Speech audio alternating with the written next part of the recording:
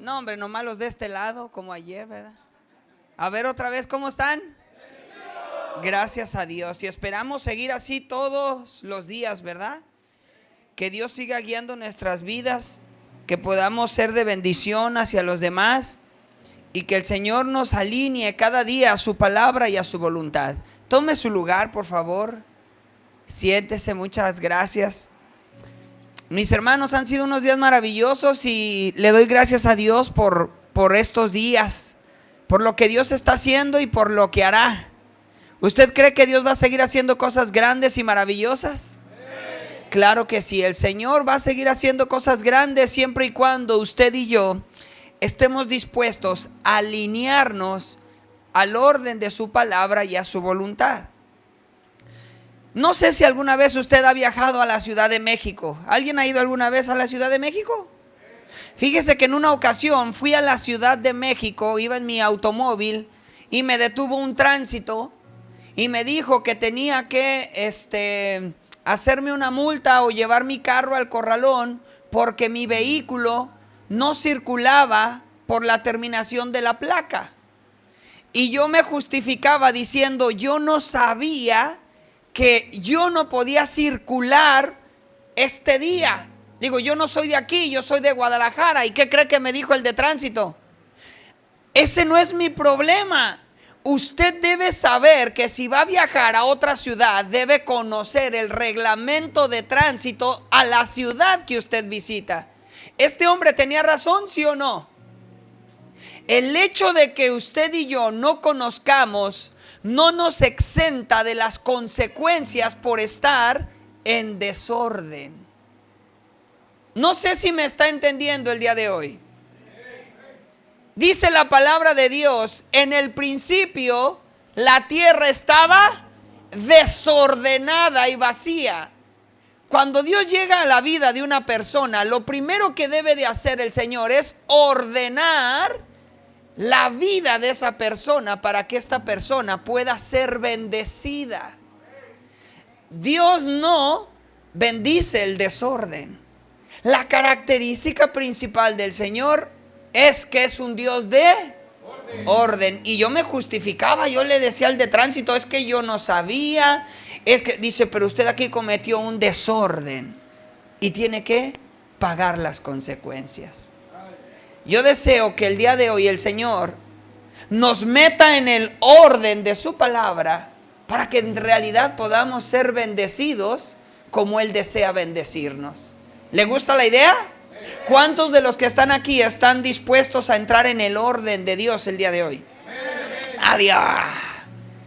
¿Seguros? No, hombre, pues usted dice, sí, pero cuando el Señor nos va a meter en orden, a veces no nos va a gustar. Porque nos acostumbramos a nuestra manera de vivir, ¿sí o no? Pero cuando Dios nos mete en el orden, Dios empieza a estar cómodo. Pero usted y yo quizás vamos a estar incómodos. Yo prefiero que ahora Dios esté cómodo, aunque yo esté incómodo. Porque antes yo estaba bien cómodo. ¿Y cómo cree que estaba Dios? Incómodo. Pero cuando me metió en su orden y me está metiendo en su orden, me faltan muchas cosas. El Señor empieza a estar cómodo. Y eso es lo que anhelamos y queremos, que Él esté cómodo con nuestra manera de vivir. ¿Cierto o no? Qué bueno. Entonces, ¿qué le parece si ahí en su lugar cierra los ojos? Y vamos a pedirle al Señor que nos hable en esta tarde y que sea Él el que nos meta en el orden de su palabra. Señor, te damos gracias por tu infinito amor, por tu misericordia. Gracias, Señor, porque tú eres bueno, eres maravilloso. Y tú estás poniendo en orden nuestras vidas. Nos estás enseñando a hacer tu voluntad. Aunque en ocasiones no nos va a gustar, Señor. Sin embargo, tu voluntad siempre será mejor que nuestros pensamientos y decisiones. Ayúdanos, Señor, a caminar conforme a tu palabra. Y ponnos en orden, Señor, día con día. Y todo esto te lo pedimos en el nombre poderoso de Jesús. A ti sea la gloria y la honra por siempre y para siempre. Amén. Qué maravilloso es Dios que con lazos de amor nos trae todos los días a que estemos en orden conforme a su palabra. Quiero hablarles el día de hoy acerca del primer y más grande ministerio que usted y yo tenemos. ¿Sabe cuál es el ministerio más grande que Dios nos ha dado? El ministerio más grande que tú y yo tenemos se llama familia. La familia, querido hermano, es una institución sagrada. Ay, hasta la bocina se emocionó. La familia es una institución sagrada y es la primera y más grande institución que Dios estableció aquí en la tierra. Ojo, antes que el pueblo de Israel, antes que la iglesia, lo primero que Dios estableció aquí en la tierra, ¿qué cree que fue? La familia. Fue la primera institución que Dios estableció aquí en la tierra. No lo busque, se lo voy a leer rápidamente. Ahí en Génesis 2:18 la Biblia dice que Dios hizo al hombre, a la mujer, ¿verdad? Pero cuando Dios estaba creando al hombre, Dios primero creó ¿qué? La tierra, puso división en el mar, puso el día, la noche, hizo los animales, después hizo al hombre le dio la labor de que cuidara a los animales, que les pusiera nombre, y ahí estaba Adán, ¿verdad? Esta se va a llamar jirafa, este rinoceronte, elefante, empezó a poner nombres, pero cuando Adán veía que la jirafa tenía su jirafo, que el león tenía la leona, que el elefante tenía su elefanta, se vio él solo y no halló para él una compañera. Y dice la palabra de Dios ahí en Génesis 2:18, dijo, no es bueno, diga conmigo, no es bueno que el hombre esté solo. ¿Quién es el único que nos puede decir lo que es bueno y lo que no es bueno? Dios. La primera vez que Dios vio que algo no era bueno fue cuando vio al hombre solo. Él hizo el cielo, el mar, la tierra y dijo, esto es bueno. Y luego hizo y dijo, esto es bueno. Pero cuando vio al hombre solo, Dios fue el que dijo, no es bueno que el hombre esté solo. Le haré una ayuda y leona, ¿verdad? Ah, no, leona no. No vinieron las leonas ahora, no. Dijo, le haré una ayuda idónea. Y es ahí donde la palabra de Dios inicia con la primera familia. Y dice su palabra, y los bendijo Dios, o sea, los casó y les dio el primer y más grande mandamiento. ¿Sabe cuál es el primer mandamiento que Dios le da al hombre y a la mujer? Les dijo, tengan hijos. Multiplíquense por la faz de la tierra. Y ese mandamiento lo vamos cumpliendo muy bien, ¿verdad que sí? Ahí la vamos poblando bien.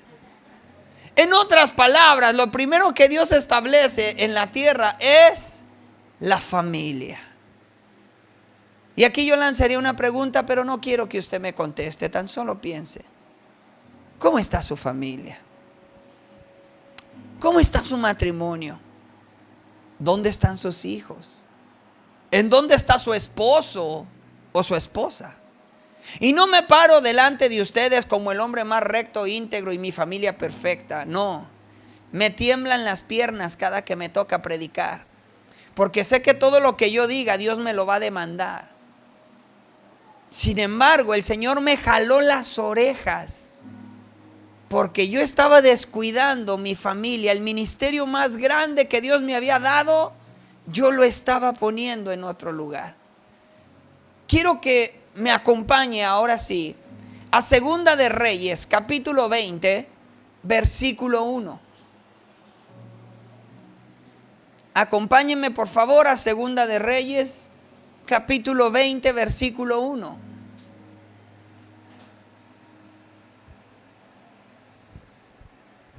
¿Ya lo tiene? Ok. Dice la palabra de Dios, dice, en aquellos días Ezequías cayó enfermo de muerte. Y vino a él el profeta Isaías, el hijo de Amós, y le dijo, el Señor te dice así, ¿ordena qué? ¿Qué dice ahí?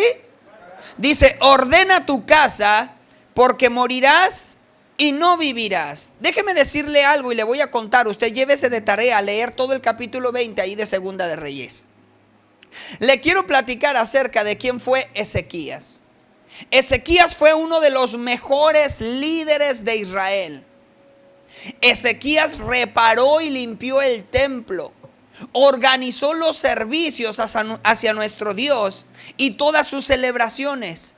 ¿Sabe qué hizo Ezequías? Ezequías quitó la idolatría que el pueblo de Israel ya había levantado hacia otros dioses.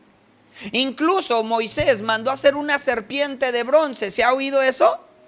Ahí es de donde muchos amigos, ¿verdad?, católicos se basan para decir: Dios mandó a hacer imágenes, Dios mandó a hacer una serpiente de bronce. Lo que no saben es que Dios le mandó a Ezequías que mandara a quebrar esa serpiente de bronce, porque el pueblo empezó a hacerle culto a la serpiente y le prendía incienso. La serpiente tan solo era recordarle a la gente que cuando ellos sean mordidos, voltearan a ver la serpiente como representación del que ha de venir, que era Cristo, y ellos sanaban. Pero la gente le empezó a atribuir poder a la imagen y no a Dios. ¿Sí vamos bien hasta aquí? Entonces Ezequías quita la serpiente, la rompe, empieza a organizar el servicio. Ezequías empieza a hacer cosas grandes y maravillosas para Dios. Pero ¿qué cree que pasó? Dice la palabra de Dios en el versículo que acabamos de leer, que Dios le manda un profeta al rey Ezequías, el profeta Isaías, y lo mandó para que le diera un recado al rey. Y el profeta se pone enfrente del rey y le dice: el Señor me manda a decirte que ordenes tu casa, porque morirás y no vivirás. Aquí me surge una pregunta. ¿Por qué un hombre como este rey, que trabajaba para la obra de Dios, que era el primero en llegar a la iglesia, que de seguro limpiaba y estaba sirviendo en todo, por qué Dios decide quitarlo de su reinado si este hombre era indispensable en la obra del Señor? ¿Por qué cree que este hombre, Dios decide llevárselo delante de su presencia? ¿Sabe por qué? Porque el rey había descuidado su primer y más grande ministerio, que se llamaba familia. Y cuando el rey se da cuenta del error que había cometido, que había descuidado a sus hijos, que había descuidado a su familia, este cae de rodillas y empieza a orar al Señor.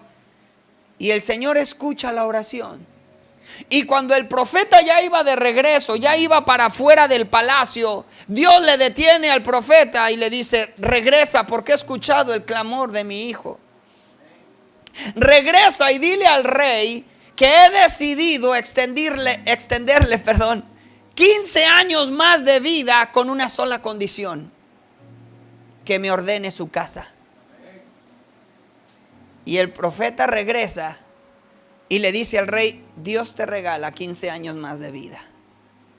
Y aquí yo le hiciera una pregunta, me voy a bajar poquito, bueno, aquí más o menos. ¿Qué pasaría si el Señor viene y le dice: hermano, en esta tarde le quedan 10 años de vida, le quedan 5, le quedan 4? ¿Qué haría, hermano? Que me dé más, ¿verdad? Pero imagínese que le diga: eso fue hace 2 años porque no lo encontré, ya no me le quedan 2.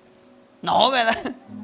¿Qué harías si Dios en esta tarde llegara y te dice: te queda 1 año de vida? ¿Tú qué harías, hermano? Dedicarme más a la palabra. Usted, mi hermano, ¿qué haría si el Señor llega y lo visita y le dice: te quedan 5 años? Entregarme más a Dios. Les voy a decir algo.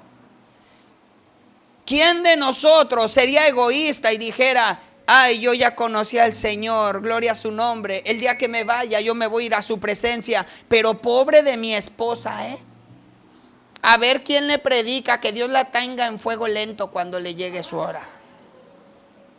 ¿O quién diría: ay, yo ya conocí al Señor, pero pobre de mi esposo, a ver quién lo aguanta? Uy, no, con su carácter yo creo que él no se salva. ¿O quién diría: pobre de mis hijos, ya conocí yo al Señor, pero que alguien vaya y les predique, porque ellos sí no tienen perdón de Dios? ¿Usted sería egoísta y pensaría de esa manera? ¿O no habría en su corazón el anhelo de que si algún día usted parte delante de la presencia de Dios, tener el gozo de que algún día los va a encontrar allá? Pues a mí nadie me dio. Yo le dije: ¿qué harían? No, pues más con Dios. No, pues más. ¿Y la casa? ¿Qué pasó con la familia? ¿Por qué somos egoístas y decimos, yo ya la armé? Uy, ahí a ver quién se las averigua. A ver cómo les va a ellos. Por eso Dios mandó quitar al rey Ezequías, porque este hombre estaba más dedicado en la obra que en el ministerio que Dios le mandó. Déjenme decirles algo. Dios no nos va a preguntar cuántos hijos espirituales tienes, cuántos hijos espirituales me ganaste. No, en primer lugar Dios nos va a decir, ¿qué hiciste con los hijos que yo te di? La palabra de Dios dice que herencia de Jehová son los hijos. Eso es lo primero que nos va a preguntar. ¿Qué hiciste con la familia que puse en tus manos? ¿Cómo cuidaste y enseñaste a tu casa para que me conociera y me siguiera? El primer y más grande ministerio que Dios ha depositado en nuestras manos se llama familia. Y vea cómo están las familias hoy en día. Satanás se ha ensanchado en destruir esa institución sagrada que Dios estableció. No puede existir iglesia si no existen familias que la conforman. No puede existir una sociedad si no existen familias que sepan vivir en dicha sociedad. ¿Cómo está la sociedad hoy en día? ¿Cómo están los matrimonios? Yo digo de broma, antes las familias tenían de a 6, de a 7, de a 8 hijos, ¿sí o no? Hasta 12, mi abuelito tenía 12. Bueno, mis abuelos tuvieron 12 hijos. Hoy no, hoy los hijos tienen de a 8, de a 5, de a 6 papás. Ya las cosas cambiaron. Un día llega la señora y ahora mi hijo este va a ser tu papá. Y para el otro año, ahora no, ahora va a ser este. Porque la familia está en peligro de extinción. Lo más triste es que nosotros que ya conocimos del Señor, estamos descuidando esta primera y más grande institución. Entonces, al entrar el orden de Dios, Dios va a pedir que cada uno de nosotros sepa de qué manera debemos de llevar nuestra vida espiritual. La palabra de Dios le dice a todo aquel que quiere seguir al Señor que pongas a Dios en primer lugar. Dice, ama al Señor con todo tu corazón, con todas tus fuerzas, con todo lo que tú tienes. El Señor es primero. Pero después de Dios, ¿qué debe de ser lo más importante para ti y para mí, hermano? Y aún dentro de la familia hay un orden. ¿Sabes qué es lo más importante y qué es lo que debe de ser más importante para ti y para mí después de Dios? Tu esposo o tu esposa. Muchos van a decir, ¿a poco? No, hombre, para mí mis hijos son mi adoración. ¿Ha escuchado mamás que dicen eso? ¿Ha escuchado mamás o papás que dicen, para mí mis hijos son mi adoración? ¿Sí ha escuchado? ¿Qué cree? La adoración es única y exclusiva para Dios. Cuando Satanás quiso tentar a Jesús, Satanás le dijo a Jesús, mira, todos estos reinos te daré si tú postrado me adoras. Y Jesús le dijo, escrito está, solo a Dios adorarás y a Él servirás. Si aquí hay alguna mamá o algún papá que tiene esta palabra y decir, mis hijos son mi adoración, a lo mejor lo hace con buena intención, pero quite esa palabra porque solo a Dios se le adora. O sea que de manera inconsciente ponemos a nuestros hijos en el mismo lugar que Dios. Estamos entrando en orden en este día, ¿verdad que sí? ¿Sí está entrando en el orden de Dios? Entonces primero Dios y después de Dios es tu cónyuge, tu esposo, tu esposa, dice la palabra de Dios, y dejará a su padre y a su madre y se unirá a su mujer y serán una sola carne. Hay esposos o esposas que después de Dios ponen a los hijos. ¿Y qué pasa? Se casan los hijos y ahí va la mamá detrás del chamaco. Ay, mi bebé, pobrecito. ¿Si te atienden bien? Te veo más flaco, mi rey. ¿Qué tiene mi chiquito? Y el betarrón de 40 años bigotudo, ¿da? Se casan los hijos y se queda el esposo y la esposa solos y se quedan viendo y dice, ¿y ahora qué vamos a hacer tú y yo? Porque no entendieron que después de Dios lo más importante era el matrimonio. Porque algún día los hijos se van a ir y ellos van a formar su propia familia. Ahora tus hijos que ya se casaron ya no son tu familia, ahora son tus familiares. Si algo le está cayendo el 20 en esta tarde, pele los ojos y hágale conmigo. Y luego la mamá lo chantajea. Ay, a mi hijo no me habla, no me pela. Antes aquí se la pasaba, mamá, es que ya tengo mi familia y tengo que ver por mi esposa y mis hijos, pues Dios me va a pedir cuentas del hogar que me acaba de entregar. En el versículo que acabamos de leer, dice la palabra de Dios que el profeta le dijo a Ezequías, ordena tu casa. Esta palabra casa se refiere a los miembros que habitan en una misma. ¿Qué significa esto? Que si en tu casa está tu esposa, están tus hijos o hasta vive tu suegra, pues tú tienes que ver por todos los que habitan en tu casa. Pero el día que tus hijos se marchen y formen otra familia, ahí ya no es tu responsabilidad. Por eso la importancia de instruirlos por el camino del bien, para que cuando formen su casa, su familia, sepan dar buenas cuentas al Señor. Entonces, después de Dios, primero es la esposa, el esposo. Es necesario que los matrimonios tengan un tiempo a solas como pareja. Escaparse de vez en cuando, ir a tomarse un café con su esposa, con su esposo y decirle, ¿cómo vamos? ¿Qué tal? ¿Vamos bien? ¿Vamos mal? ¿Qué opinas? ¿Cómo ve la familia? Aquel que no alimenta su matrimonio, este matrimonio se seca. Es como una plantita y todos los días se debe de regar. Y yo lo hago re bien, a cada rato la riego. Pero no es regarla de esa manera, no. Debemos de procurar el amor mutuo dentro del matrimonio, porque cuando tus hijos ven que mamá y papá se aman y respetan, van a decir, yo quiero un matrimonio como el de mis papás. ¿Y qué estamos haciendo? Estamos fortaleciendo nuevas familias. Entonces es primero Dios. Y luego la esposa, el esposo. Y después los hijos. Y después de los hijos, ¿qué será lo más importante? Los nietos. Ay, todavía ni llegan, espérese. Ya está pensando en nietos el pastor. Uy. Sí, los nietos. Pero mientras no llegan es Dios, Dios, el esposo, los hijos. Y después de los hijos, ¿cuál es el orden?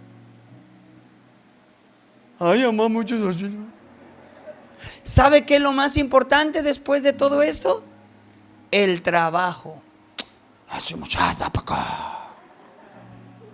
La Biblia dice, aquel que no provee para los de su casa es peor que un incrédulo y ha negado la fe que conoce. Es más, dentro de tu trabajo, conforme a tu conocimiento de Cristo, puedes dar ejemplo y testimonio. Ahí está el ministerio que Dios te ha mandado, porque eres de ejemplo dentro de tu casa. Y el que sabe actuar dentro de su casa y su familia, va a saber actuar en su trabajo. Que digan tus compañeros, oye, diario llega temprano. Y les puedes decir, es que soy cristiano. Mira, diario se queda horas extras. Soy cristiano. No hace como que trabaja. Este sí trabaja. Soy cristiano. Y más de alguno de tus compañeros va a decir, yo quiero lo que tú tienes. Eres diferente, aún dentro de la empresa. Marcas la diferencia. Ese es el ministerio en el cual nosotros debemos de trabajar. Porque la gente queda impactada con nuestra manera de vivir. ¿Sí me entiende? Primero Dios, el esposo, los hijos, el trabajo y ahora sí, el servicio dentro de la iglesia. Hay quien después de Dios tiene la iglesia. Puro templo, puro templo, puro templo. Aquí se la quiere pasar. Y la familia, bien, gracias. Llega un momento en que los hijos no quieren saber nada de Dios ni de la iglesia, porque a su mamá y a su papá los absorbió el servicio en la misma. A mí me da gusto ver a los que están aquí sirviendo y haciendo cosas para el Señor. Pero de la misma manera que servimos dentro de la iglesia, tenemos que hacerlo mucho mejor en nuestra casa. ¿Y saben por qué? Porque en la casa saben de qué pie cojeamos. Ahí sí no los podemos engañar. Ahí sí saben si en realidad lo que hacemos en la iglesia lo vivimos en la casa. Yo no sé si tu esposo o tu esposa viene contigo aquí a la iglesia, pero imagínate que tú vengas solo o sola y estás anhelando y orando para que tu familia venga a la iglesia. Y la primera vez que viene tu esposa o tu esposo y tú estás aquí alabando al Señor y hablas del amor, y que por acá tu esposa le haga mucho amor, si vieran cómo me trata en la casa. Uy, si ni me abre la puerta del carro para subirme. ¿Cómo no? El otro día te abrí la puerta. Sí, pero íbamos a 80 por hora. ¿Verdad? O imagínate que tú quieres invitar a tus vecinos a que asistan a la iglesia y se acerca contigo una vecina y te dice: oiga, yo sé que usted es cristiana. ¿Qué consejo me da para que mis hijos caminen por el camino del bien? Veo que mis hijos son rebeldes y que tú le digas: ay, necesitas instruirlos conforme a la palabra. La Biblia dice: instruye al niño en su camino y cuando fuese viejo no se apartará de él. Es más, te invito a la iglesia. Es más, ve a un evento en la tarde, va a estar leído. Y usted la invita. Y cuando es momento de despedirse le dice: ahora sí, vecina, ya me voy porque tengo que hacer los quehaceres de mi hogar. Y le dices a tus hijos: vámonos, hijos, es momento de irnos. Y que tu hijo se tire al piso: ay, mamá, yo no quiero ir, váyase usted. Va a voltear tu vecina y te va a decir: hola. ¿Que mis hijos qué? Mire cómo están los suyos. Primero, ¿qué? Corriges a los tuyos para poder, ¿qué? Dar el consejo. Hermanos, la familia es una tarjeta de presentación de aquello que tú y yo decimos creer. Lo primero que va a hacer la gente es voltear a ver a los de nuestra casa para saber si es cierto que tú y yo vivimos conforme a lo que decimos creer. Yo veo aquí jóvenes sirviendo y a Yafet bien movido y toda la cosa, y me gozo, digo: gloria a Dios. Necesitamos más jóvenes que se levanten en ayudar dentro de la iglesia. Pero imagínate que aquí los jóvenes se levantan temprano, limpian la iglesia, acomodan las sillas, y de repente llegue mamá y le diga: así fueras para levantar tu cuarto, ¿verdad? Dije: uy, sí, mucha ayuda en la iglesia, y tus calzones ahí los tienes en medio pasillo. No digo por Yafet, yo digo por otros jóvenes. Yo no he entrado a su cuarto. Pero imagínate que tu mamá o tu papá no son cristianos y aquí te ven bien acá, y tu mamá, así fuera en la casa, no levanta ni su plato. Ahí me deja toda la semana vasos en el cuarto, plato, toda la cosa, ¿verdad? Tú que eres de la alabanza, ayúdame a lavar los platos. En ese momento se desacredita todo aquello que le hemos predicado a nuestra familia, porque ellos nos conocen. Ellos saben de qué pie cojeamos. Nuestra familia sabe si en realidad nuestra manera de vivir está en el orden que Dios estableció. Miren, queridos hermanos, e incluso el liderazgo cristiano no es un liderazgo independiente. Es un liderazgo que abarca a toda la familia. Tal es así que el liderazgo depende de ella, como lo vemos lo que le sucedió a Ezequías. Mire lo que dice la palabra de Dios. Yo quiero que usted me acompañe y aquí voy a hacer algunas observaciones. Acompáñeme por favor a 1 de Timoteo capítulo 3.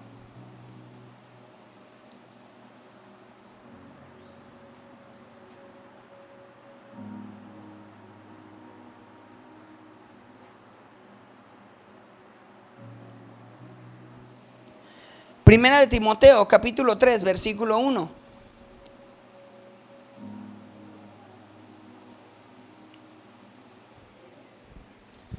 ¿Ya lo tiene conmigo? Dice la palabra de Dios, dice, palabra fiel. Si alguno anhela obispado, buena obra desea. ¿Usted sabe lo que es el obispo? El esposo de la avispa. Ah, no, no es cierto, ¿verdad? No. No. El obispo es todo aquel hombre que desea servir dentro de la iglesia, aquel que quiere ser líder, aquel que desea tener un cargo dentro del ministerio.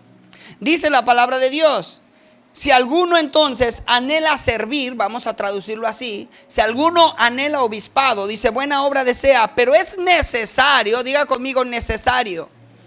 Esta palabra necesario es indispensable, es un requisito. Dice que el obispo sea irreprensible. ¿Qué significa irreprensible? Que no haya nada que se le acuse, que no se le diga, ay, este hombre es borracho, este hombre es ratero, este hombre es mujeriego.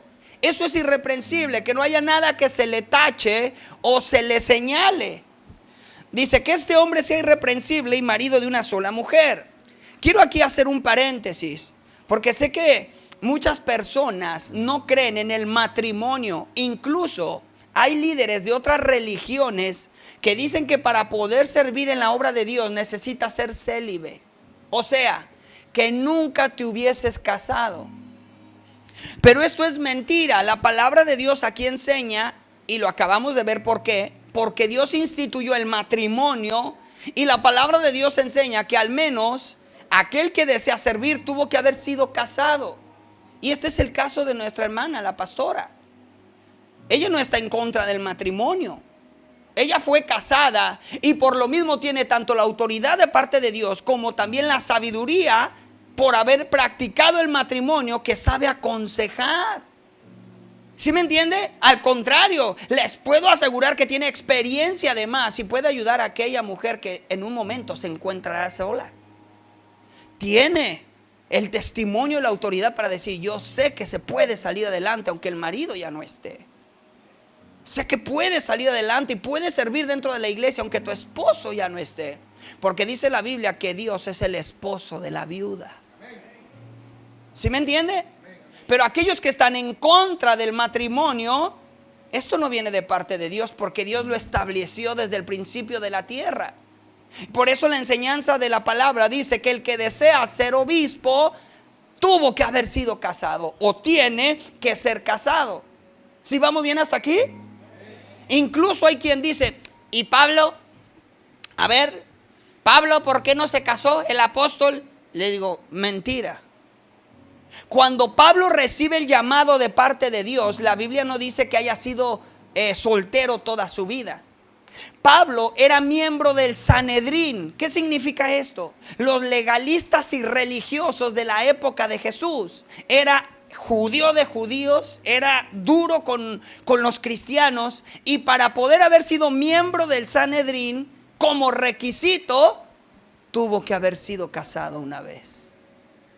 La Biblia no dice si enviudó o no enviudó, pero cuando recibe el llamado de parte de Cristo, él decide no volverse a casar. Pero más adelante vamos a ver que Pablo no estaba en contra del matrimonio. Al contrario, Pablo sabía que desde un principio Dios dijo, no es bueno que el hombre esté solo. Entonces el requisito es que sea un hombre irreprensible, marido de una sola mujer, que sea sobrio, prudente, decoroso, hospedador, apto para enseñar, que no se ha dado al vino. O sea, que no se vaya a la feria de San Blas, ¿verdad? Que no le guste andar de fiesta en fiesta. No, aquí la Biblia dice no, sino que sea amable, apacible, que no ande tras la lana, ¿verdad? Que gobierne bien su casa. Ojo, requisito para el que quiere ser líder. Que gobierne bien su casa y que tenga a sus hijos, ¿cómo? En sujeción con toda honestidad. Fíjese lo que dice el versículo 5.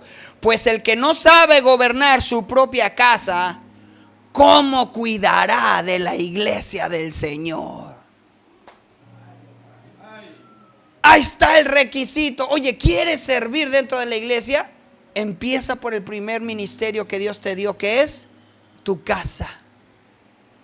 Tenlos en sujeción. Tenlos en orden de Dios. Busquen como matrimonio caminar de la mano. No nos está pidiendo familias perfectas, no. Nos está pidiendo familias que se sujetan al orden y el mandamiento de Dios. ¿Sí vamos bien hasta aquí? Y el 7 dice, perdón, el 6, que no sea un neófito, o sea, no un recién convertido. Hay quien tiene 2 meses de convertido y ya quiere predicar. Déjeme a mí, pastor, déjeme, espérame, mi hijo. Estás todavía con un pie aquí y el otro acá y ya quieres predicar. No, yo sí puedo. Y a los 15 días ya lo ven en la fiesta, el cuate. ¿Qué andas haciendo allá? Es que fui a buscar la tentación para vencerla. ¿Qué sé qué? La Biblia dice que no andes. El sabio, donde ve el peligro, huye. No dice lo enfrenta. Por eso la palabra de Dios dice que no sea un recién convertido, no un neófito. Que no sea envaneciendo, para que no sea que envaneciendo se caiga en la condenación del diablo. Y también es necesario en el 7 que tenga ¿qué? Buen testimonio de los de afuera, para que no caiga en descrédito y en lazo del diablo. Ahí está.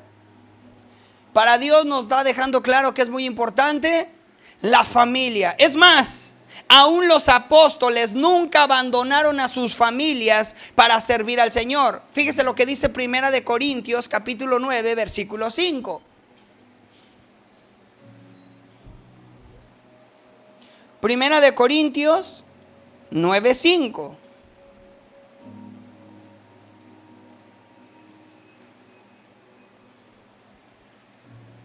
Estas palabras son palabras del apóstol Pablo. Vemos cómo hace un momento hablaba de que Pablo, ¿verdad? Cuando es llamado al apostolado, él se encontraba soltero. Sin embargo, los corintios se asombraban porque Pablo andaba para todos lados con sus discípulos, sus aprendices. ¿Sí sabe por qué Pablo andaba con Silas? Por si las moscas. No, andaba con sus discípulos y andaba él enseñándoles. Y los corintios se sorprendían. Y Pablo le dice a los corintios, le dice, a ver, espérame. Fíjense lo que dice ese versículo que les acabo de dar. Dice, ¿acaso no tenemos derecho de traer con nosotros a una hermana por mujer? O sea, les dice, ¿qué te sorprende que yo traiga a mis discípulos? Si yo quisiera, trajera hasta conmigo a mi esposa. ¿Sí me entiende? Dice, ¿acaso no tengo derecho a traer conmigo una hermana por mujer? Dice, así como también los otros apóstoles y los hermanos del Señor, dice la Biblia. ¿Y quién más? Y Cefas. ¿Quién era Cefas? Pedro. Pablo le está diciendo a los corintios, ¿qué les sorprende? ¿Acaso sería pecado si yo traigo conmigo a una esposa? ¿A poco no saben que los discípulos del Señor también traían a sus esposas? Es más, hasta Pedro traía a su suegra. ¿Sí o no? Jesús sanó a la suegra de Pedro. Por eso Pedro lo negó 3 veces. No es cierto, no fue por eso. No. Pero ¿qué nos está diciendo aquí el apóstol? Apenas le entendió, hermana. ¿Qué es lo que nos está diciendo el apóstol? ¿Qué les sorprende? Si para Jesús es importante que la familia abarque todo el ministerio. Yo no me imagino a Jesús cuando le dijo a sus discípulos, oigan, dejen las redes y vengan en pos de mí. Oye, ¿y mi familia? Ay, déjalos a ver cómo se las arreglan. ¿Se imaginan a Jesús diciendo eso? No, al contrario, el encuentro que tuvieron los apóstoles con Cristo hizo que tuvieran un cambio radical, un giro de 180 grados. Si ellos iban para allá, el encuentro con Jesús los hizo cambiar de dirección. El cambio es radical, nunca va a ser incremental. O sea, nada de que de menos a más. Hoy soy menos mentiroso. Ay, mañana voy a ser un poquito menos infiel. Ay, pasado un poquito menos ratero. No. Cuando una persona tiene un encuentro con Cristo, ¡pum!, es como si topa con una pared y te cambia de dirección. Al grado que la gente, cuando los vio, sorprendió, sabían cómo eran esas personas. Los primeros que se impresionaron, ¿quién creen que fue? La familia. Yo me aseguro, Pedro dijo: mi amor, nos vamos. He aquí el Mesías, me copé con el Cristo. Pedro, ¿eres tú? Hasta se vio otro semblante y de seguro la suegra dijo: yo también voy, vámonos. Se les pegó. ¿Sí me entiende? Para Cristo era importante la familia. ¿Por qué? Porque Dios sabía que el hombre que anduviese solo, que caminara en soledad por esta tierra, estaría incompleto. Estamos incompletos, nos hace falta que nuestra familia camine con nosotros. Incluso, hermanos, antes de hacer la aparición, el pecado, ¿verdad? Ya Dios había instituido el matrimonio. ¿Qué significa esto? Que la familia no es un producto de la caída del ser humano. No. La familia es un plan es un propósito en los planes de Dios. La familia tiene propósitos divinos. Incluso Dios le dijo a Abraham, ¿verdad? Cuando iba a tener a su hijo Isaac, le dijo: en ti serán benditas, ¿qué? Todas las familias de la tierra. Dios bendice a todas las familias de la tierra por causa de la fe de Abraham. Fíjense cómo entonces la primera responsabilidad de una persona que llega a los pies de Cristo, su primera responsabilidad, y si usted no había pensado esto, hermano, hermana, hágalo, porque la responsabilidad de nosotros que ahora conocemos a Jesús es que nuestra familia también le conozca. Por eso decía al inicio de esta prédica que Dios me jaló las orejas, porque yo fui el primero que Dios me tuvo que corregir. Mire, hermano, cuando yo conocí a Jesús, yo quería salir a ganar mi ciudad para Cristo, mi país para Cristo, mi colonia para Cristo. Y que Dios me dice: ir a voltear para allá. Y en mi casa no llevaba ni uno para Cristo. Porque el buen juez por su casa empieza. No podemos ser candil de la calle y obscuridad de la casa. Ese no es el orden.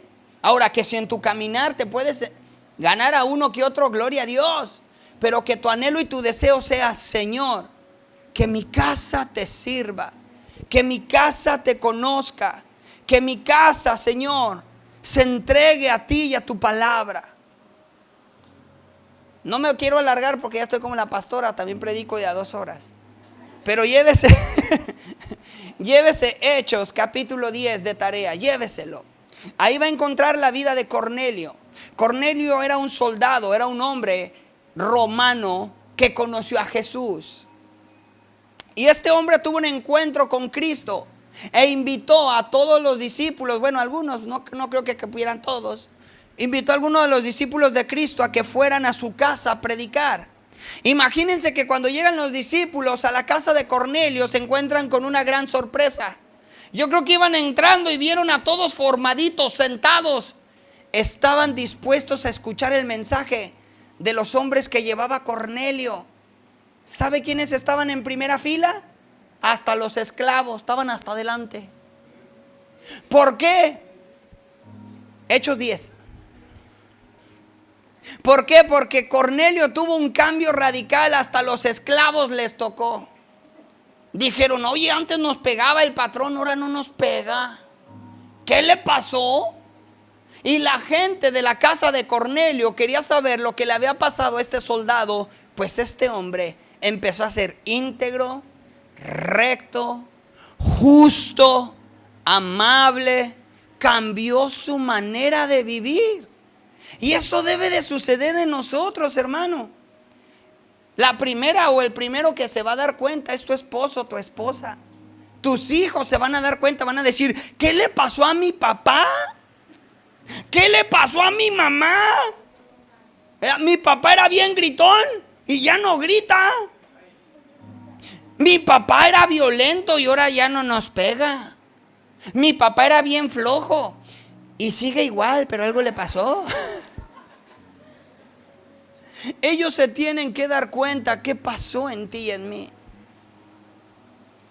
A eso el Señor nos ha llamado, a cuidar nuestra familia, a cuidar, ¿verdad?, a nuestra casa, a que seamos luz en medio de la misma. Hermanos, yo les quiero platicar rápidamente el testimonio de dos personas que hubo cambio y transformación en sus vidas y son personas que conocemos. Uno de ellos en el pueblo de donde es mi esposa, Tepatitlán de Morelos. Allá todavía se usa que la gente ordeña sus vacas y lleva la leche de casa en casa. No sé si aquí todavía lo hacen, yo creo ya no, ¿verdad? No, aquí se echa a perder la leche con poquito.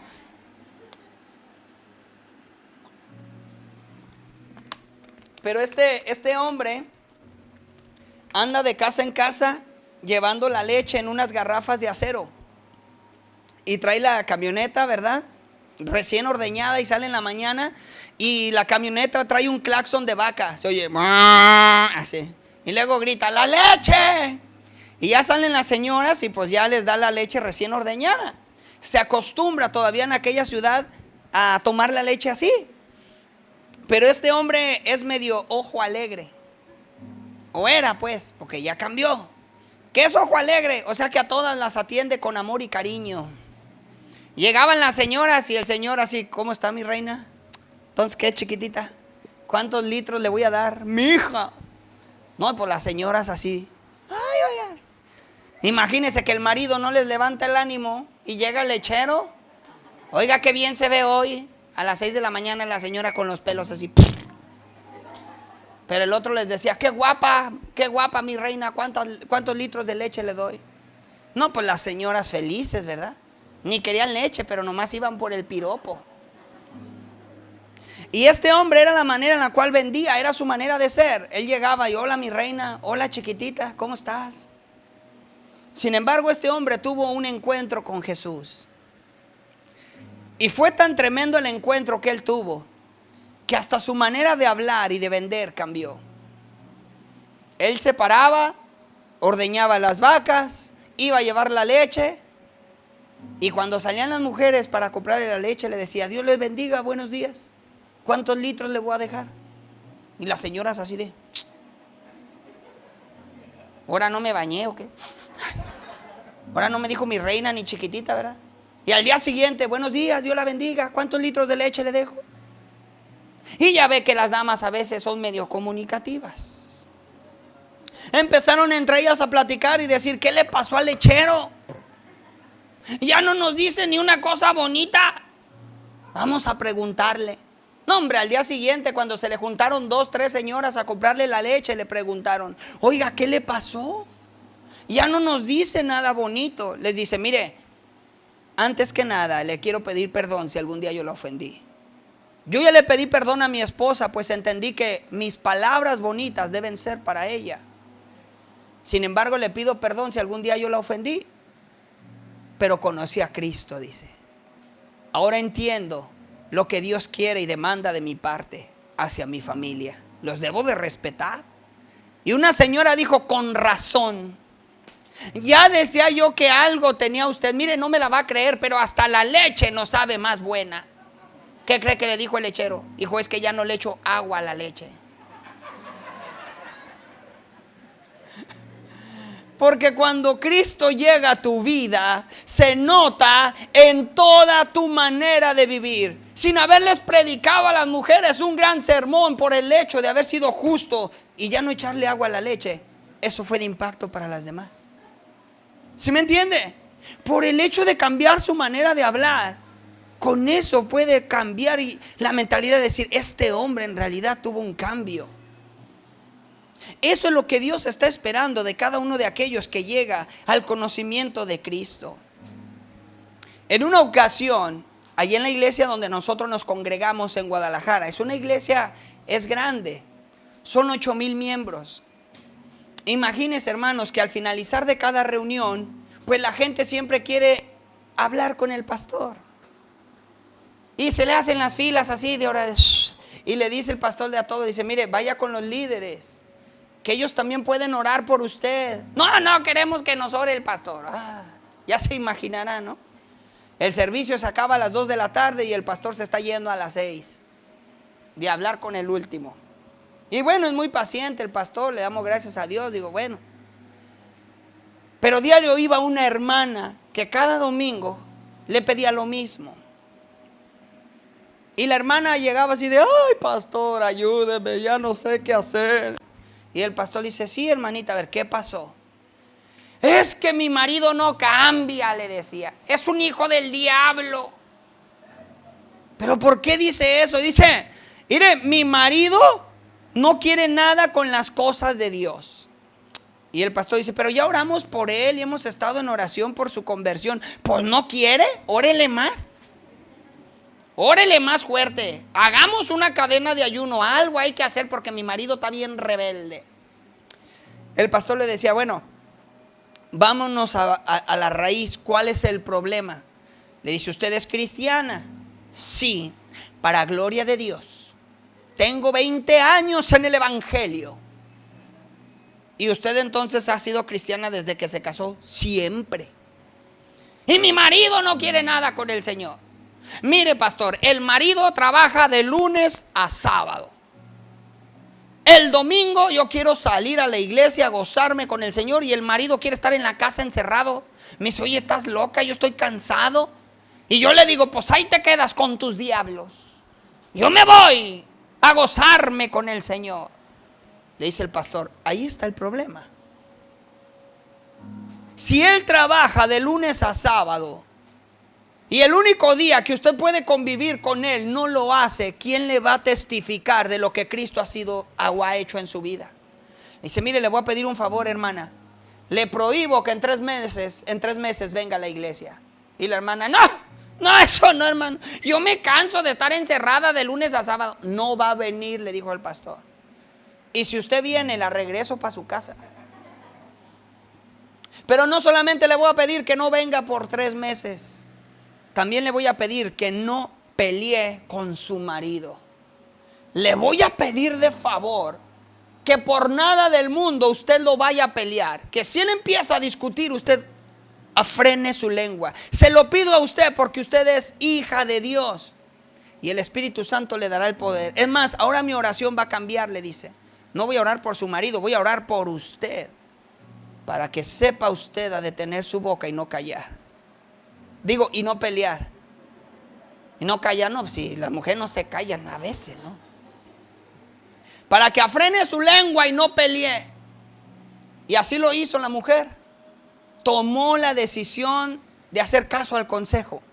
Imagínense el primer domingo que se levanta el marido y el marido voltea y la ve ahí. El marido le dice, ¿qué? ¿Ni en la iglesia te aguantaron?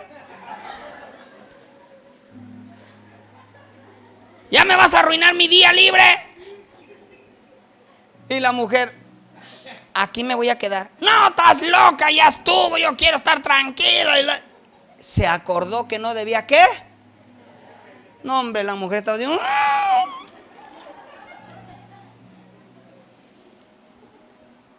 aquí me voy a quedar. No, a mí no me arruines y que sabe qué. Mejor se paró de la cama y se fue. Segundo domingo, se levanta el marido, la vuelve a ver con él. ¿Va en serio esto o qué? ¿Me quieres arruinar? ¿Qué te hice? Si yo no te estoy...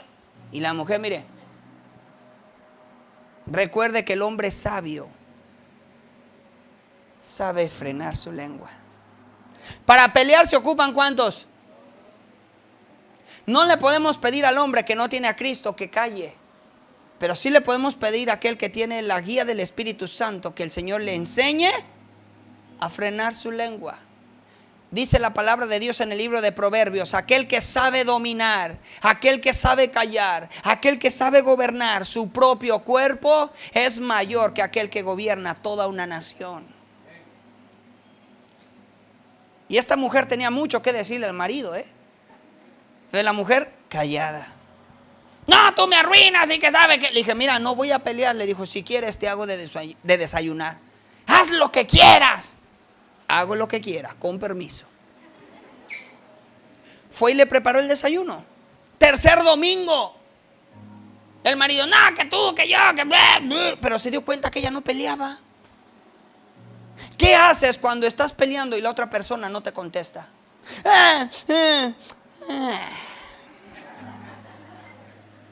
¿Qué le tenía que decir? Pues nada, ni modo de ¿por qué no me peleas? A ver, ¿por qué? ¿Por qué? La mejor forma de desbaratar a un agresivo es guardando compostura. Sabiduría, hermanas. No peleó. ¿Qué quieres de desayunar? Hazme chilaquiles. Chilaquiles serán. Con mucho chile, vas a ver. No es cierto, no. No, tranquila. Para después de 5 o 6 domingos el marido se levantaba y se resignó. Sí, ni siquiera por su nombre. Si quieres, hoy no hagas de desayunar. Vamos aquí al menudo. O a la pancita dirían unas. Vamos a los desayunos. Lo que tú quieras hacemos. Pues vamos para allá, vamos para allá. Y la mujer, callada, conviviendo con el marido. Después de 2 meses este hombre le dijo, irá, ya ni siquiera ahora sí le dijo, irá tú, si quieres hazme de desayunar y te llevo a la iglesia, pero no entro. No entres, yo te llevo y te espero en la casa. Así será. Este hombre se dio cuenta que en su mujer había pasado algo y lo quiso saber. Después de esos 3 meses, ese hombre ya estaba dentro de la iglesia, alabando al Rey de Reyes y Señor de Señores, porque se dio cuenta que su mujer tuvo un cambio verdadero. Dice la palabra de Dios, la mujer sabia, ¿dónde están las mujeres sabias? La mujer sabia, diga conmigo, la mujer sabia edifica su casa. Mas la tonta con sus manos la destruye. Dios le dio a la mujer lo que al hombre no, por eso es nuestra ayuda. Les dio la sabiduría que a nosotros nos falta. El hombre es más brusco, emocional, es tosco. Pero la mujer que es sabia tiene la guía del Espíritu de Dios y va a enseñar a su familia cómo pelear las batallas. No es en las fuerzas del hombre, no es en las fuerzas de la mujer. Es con la ayuda de Dios que se vence la batalla. ¿Sí me está entendiendo? Así es que lleve a su marido delante de Dios, el único que lo puede cambiar. Deje de pelear. Empiece a vivir conforme a la palabra de Dios. Métase en el orden y su marido lo va a tener aquí alabando al Señor. Deje de pelear con su esposa. Métase en el orden de Dios. Y va a ver que la esposa va a venir aquí. Cambie, haga cambios y verá que su familia va a llegar a los pies de Cristo por nuestro testimonio más que por nuestras palabras. Porque hoy nuestra familia, la gente allá afuera, ha cerrado los oídos a lo que tú y yo les podemos decir, pero tienen los ojos bien abiertos a lo que tú y yo logramos hacer. ¿Sí o no? Tú llegas con una Biblia y te dicen, no, ya vas a empezar. Ay, qué aburrido. A mí no me hables. A mí. Pero tú vive conforme a lo que dice la palabra y están viendo a ver qué hizo. Mira, ay, oh. ¿Sí o no está así la gente? Pero están esperando a que resbales poquito para señalar. Pero si Dios es el que está contigo y es el que va marcándote el camino, podemos andar conforme a su palabra. Y la gente solita, cuando ve un cambio, ¿qué dice? Oye, ¿oras por mí? ¿Sí o no? Es que a ti Dios sí te oye. Pues a ti también, pero algo vieron en ti que ahora quieren de lo que tú y yo tenemos. Así es como nosotros vamos a edificar una buena casa, con ejemplo y testimonio. La familia, queridos hermanos, es una institución sagrada. Y fue creada por Dios, constituida por Él, como lo es la iglesia o el pueblo de Israel. quien destruye su familia o no la cuida, Dios terminará destruyéndolo a él o a ella, por muy necesario que sea para la obra o para el reino de Dios, así como le pasó al rey Ezequías. Yo no sé cómo está tu familia, yo no sé cómo está tu casa, pero lo que sí te puedo decir es que Dios no desea que tu casa se quede como está. El anhelo y el deseo de Dios es que todos los de tu casa sean salvos y lleguen al conocimiento de la verdad. El deseo de Cristo es que ninguno se pierda. Por eso nos dejó una promesa: cree en el Señor y ¿qué? Y tu casa será salva. Pero en ocasiones nuestra manera de vivir impide que esa salvación llegue a los de nuestra familia. Yo te quiero invitar a que tú te pongas de pie.